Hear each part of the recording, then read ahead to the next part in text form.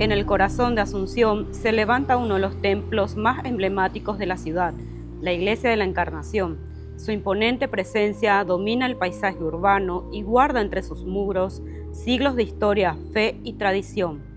Los orígenes de esta iglesia se remontan a la época colonial. La primera parroquia de la Encarnación fue fundada en el siglo XVII, cuando Asunción comenzaba a consolidarse como uno de los centros más importantes de la provincia del Río de la Plata. En aquel entonces, el templo era mucho más modesto y estaba construido con los materiales disponibles de la época, respondiendo a las necesidades de una comunidad en crecimiento.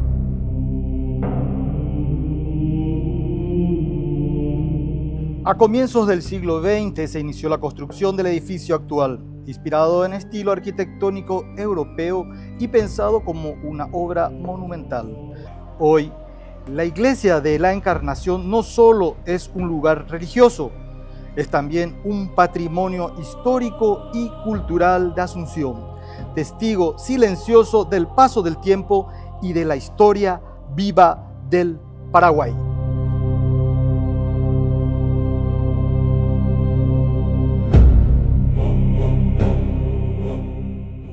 En la historia religiosa de Asunción, una de las comunidades más antiguas es la vinculada a la parroquia de la Encarnación, cuyos orígenes se remontan a la época colonial en el siglo XVII. En ese entonces ya existían las vocaciones de la Encarnación. Además, la edificación de la Encarnación está construida en ese entonces con materiales de la época, de madera y barro.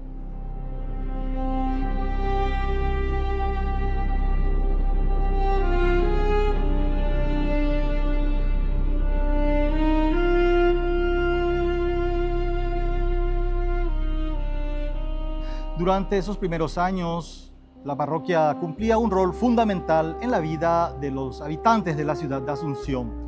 Era no solo un espacio de fe, sino también un punto de encuentro para la comunidad, para la organización social en los diferentes sectores y aristas que se desempeñaba la ciudad que estaba en ese momento en inicios.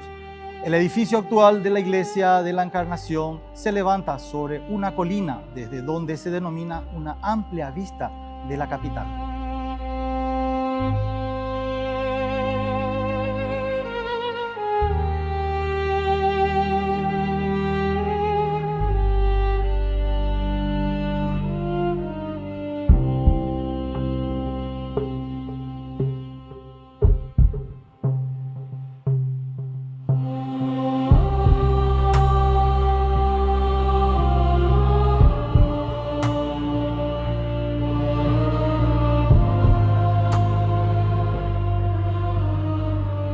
Dentro de nuestro recorrido por la Iglesia de la Encarnación, sí, llegamos a otro punto tan importante de nuestra historia. Ajá. Y aquí sí viene a hablarnos y a meternos un poco más en lo que es la historia. El padre Hugo Fernández Valiente, ajá, que es un experto en lo que es toda la historia de nuestras iglesias, de nuestras construcciones. Y qué mejor que él para contarnos esa parte de nuestra historia que merece ser un poco también recontada. O sea, claro, es tan importante saber que un punto importante a resaltar, la Iglesia Católica en sí es el cimiento de todo lo que es la historia de nuestro país.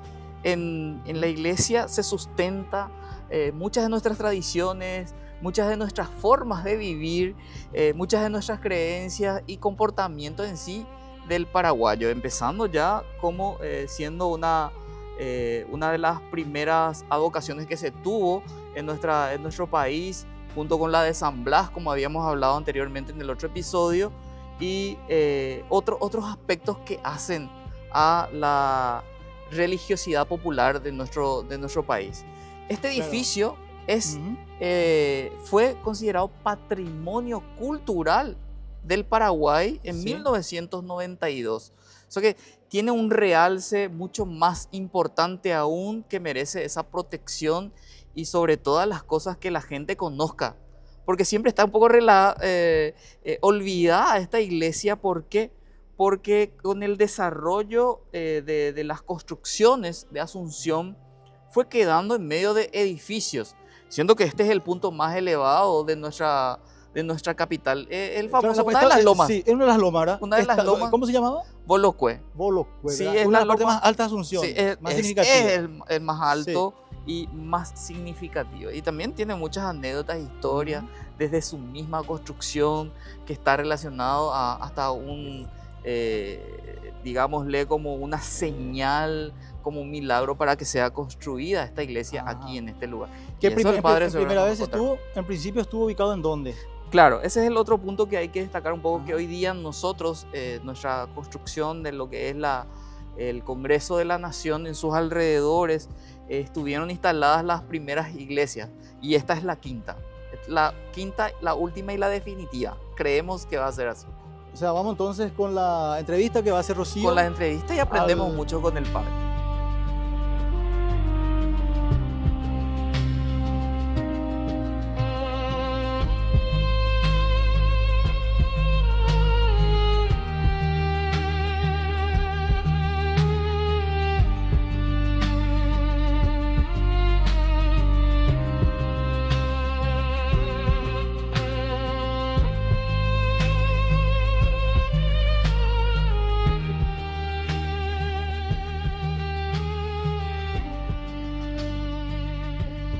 Conociendo la Iglesia de la Encarnación, estamos con el Padre Hugo, quien nos va a dar detalles acerca de los orígenes de la Iglesia de la Encarnación. Padre, ¿cómo está?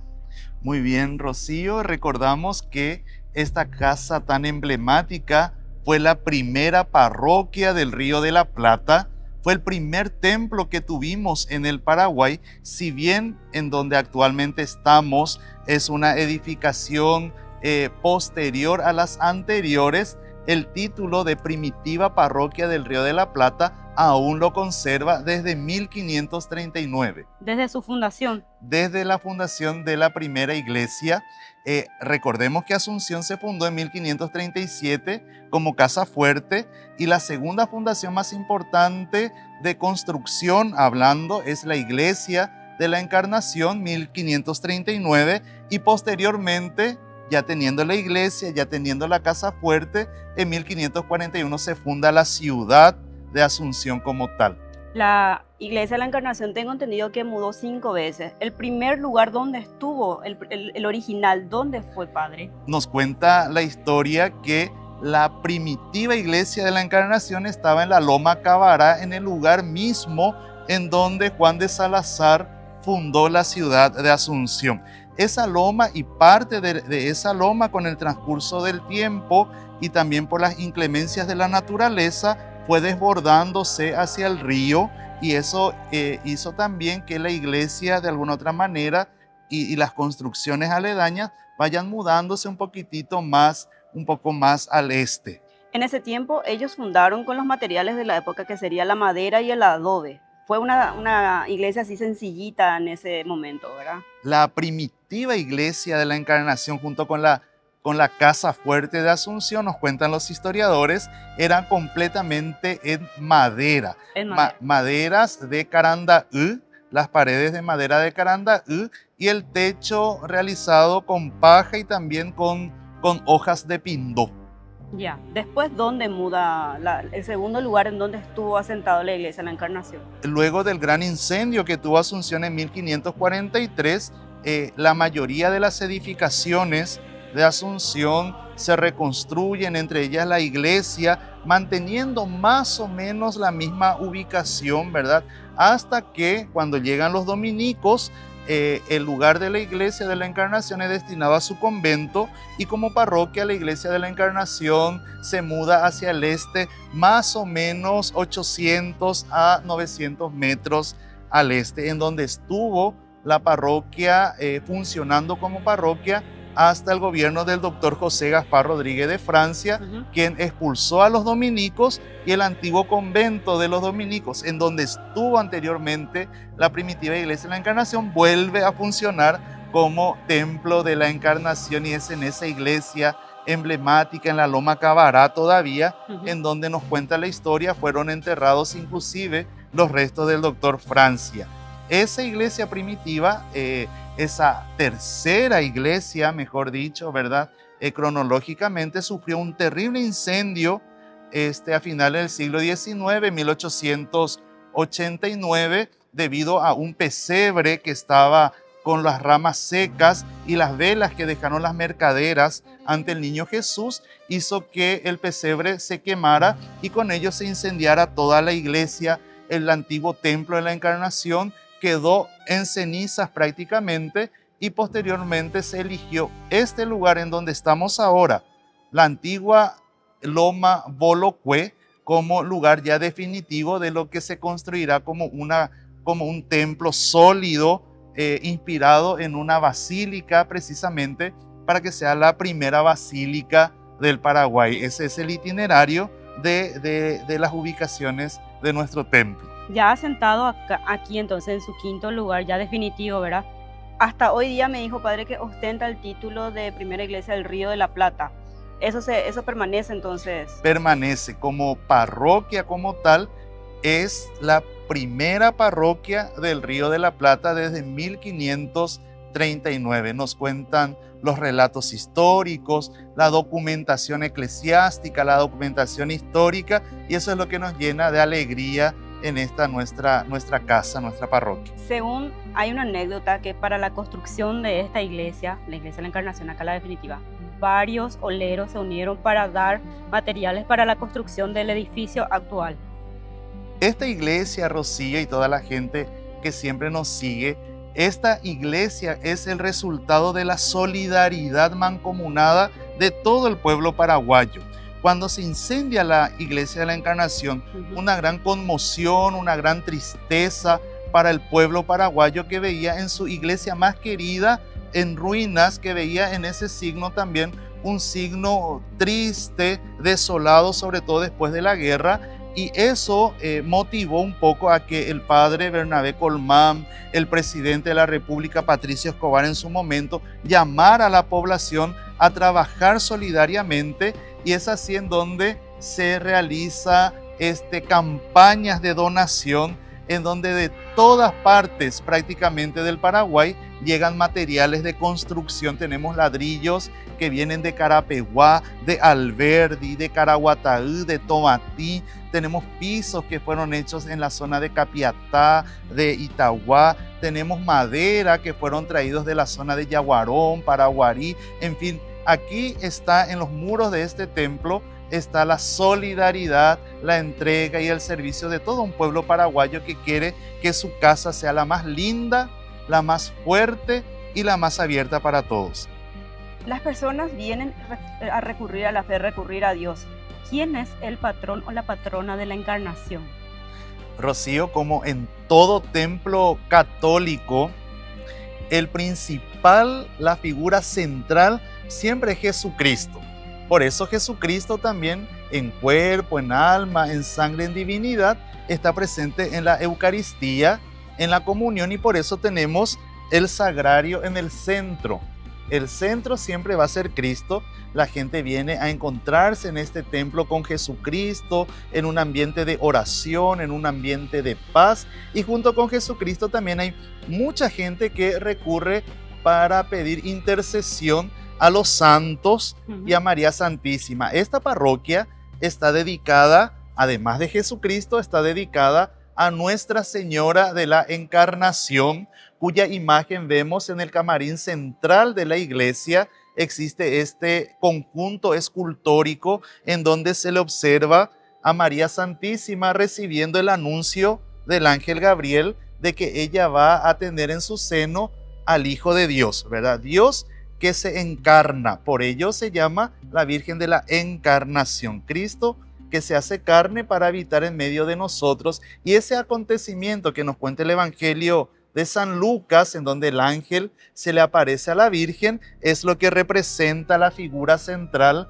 de la Virgen de la Encarnación en este templo. Además de recurrir a la Virgen de la Encarnación, también muchos hermanos nuestros vienen a encontrarse con una piedad y con una devoción particular a otros santos. Por ejemplo, tenemos la imagen de San José, esposo de la Virgen, patriarca de la Iglesia. Tenemos personas que vienen a tenerle devoción a la imagen del Niño Jesús. Tenemos una imagen del Niño Jesús de la época de las reducciones jesuíticas, y ese el Niño Jesús es llamado, Rocío, el Niño Milagroso, porque es el Niño Jesús que sobrevivió al gran incendio que tuvo la Iglesia de la Encarnación. La Iglesia había quedado prácticamente en cenizas, y el Niño Jesús no tuvo ni siquiera un rasguño encontrado entre las cenizas del templo. Por ello se lo llama Niño Milagroso.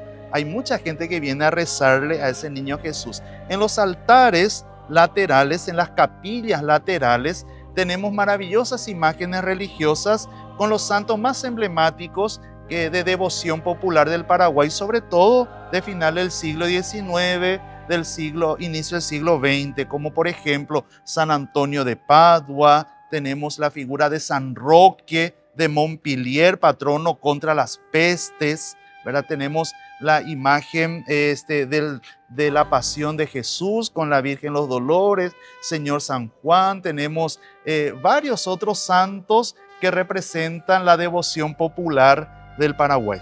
Padre, es un gusto siempre poder compartir contigo, y más todavía hablando de historia, a dos personas que estamos sumergidos en lo que es la investigación y la historia de nuestro país. Si bien estamos en un periodo que es muy importante también para la religión católica, nuestras imágenes hoy están cubiertas. Muchas personas no conocen el significado del por qué están cubiertas con un manto y con un color específico. ¿Cuál es la explicación que podemos dar sobre ese tema? Gracias, Papu, realmente por esta visita también, y recordarles un poco que este tiempo de la Cuaresma tiene signos concretos, y desde muy antiguo nos cuenta la tradición de la Iglesia que a partir de la quinta semana de Cuaresma, que es la semana ya que nos prepara inmediatamente a la Semana Santa, ya todo el culto se centra en Jesucristo. Y por ello también la mayoría de las imágenes religiosas, incluyendo el crucificado, son cubiertas con un paño morado como signo penitencial de que inclusive nuestra devoción particular por algún santo, al menos esta vez, tiene que dirigirse netamente, exclusivamente a la Eucaristía, a Cristo. Por eso en la mayoría de las iglesias y en algunas casas particulares también tienen la tradición de cubrir las imágenes de los santos desde la quinta semana de Cuaresma hasta el día del Viernes Santo, y se descubre el sábado de gloria. Así es. Respondí a la pregunta, te quiero llevar a otra parte de nuestra historia que es crucial justamente para ir delimitando todo lo que es el territorio de nuestro país. Estoy hablando de una guerra entre dos países hermanos, justamente Paraguay y Bolivia, que se dio entre el 32 y el 35. Muchos espacios, edificios históricos en aquel entonces cumplieron un papel muy importante. Y la Iglesia de la Encarnación no estuvo ajeno a esa función, al llamado justamente a todo y al país para cumplir con algún papel en ese entonces por algunas necesidades. ¿Qué rol cumplió la Iglesia en aquel entonces, Padre?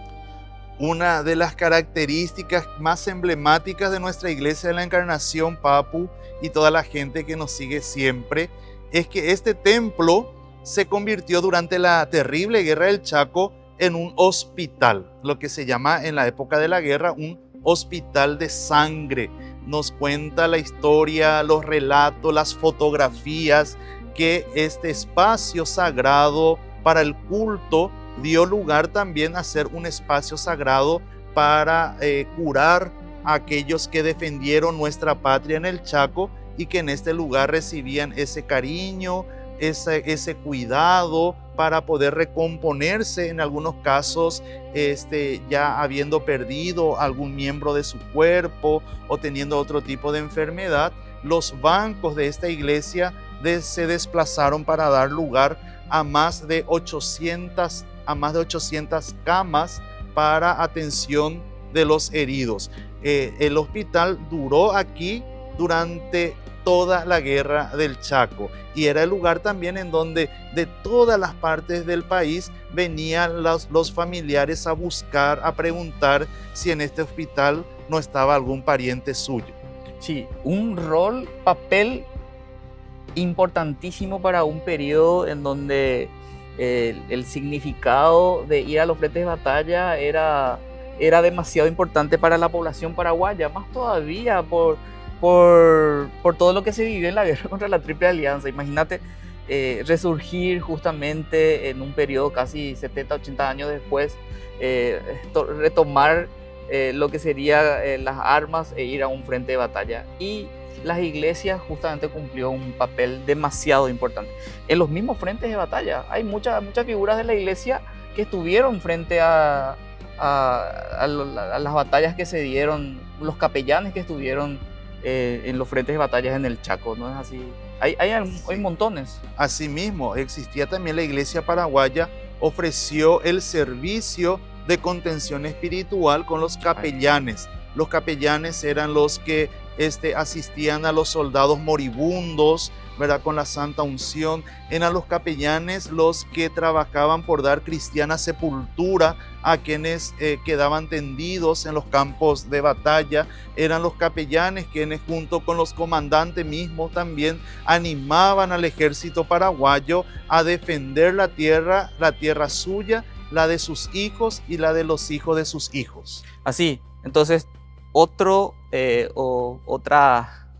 idea para la gente del por qué es importante que vengan, conozcan y se inmiscuyan en esta parte de la historia de nuestro país. Asimismo, en la Iglesia de la Encarnación encontrarán todos su propia casa.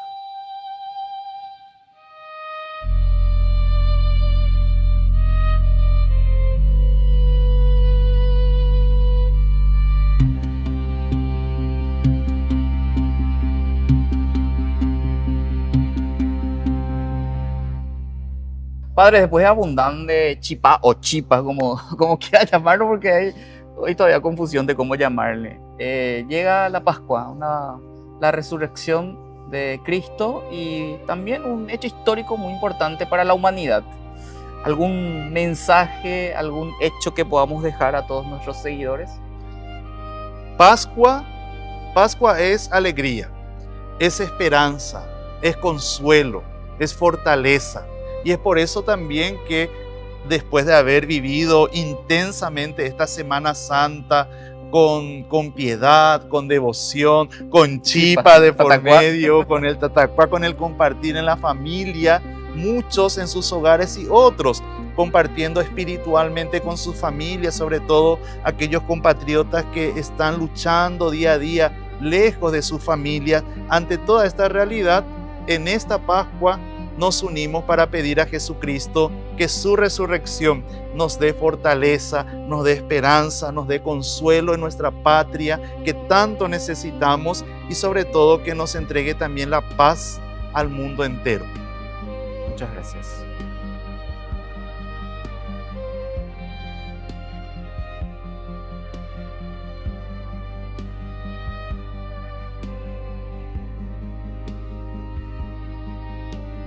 Hoy conocimos algo más de Asunción, algo más de Paraguay. Así es, Hugo. La Iglesia de la Encarnación, que no solamente es un punto referencial religioso, también es patrimonio histórico de Asunción y del Paraguay. Así es, Hugo. Hoy tenemos en cuenta que la Iglesia de la Encarnación forma parte del colectivo y la memoria de los paraguayos, en donde la fe, la historia y la arquitectura se entrelazan para dar a conocer parte de nuestro pasado.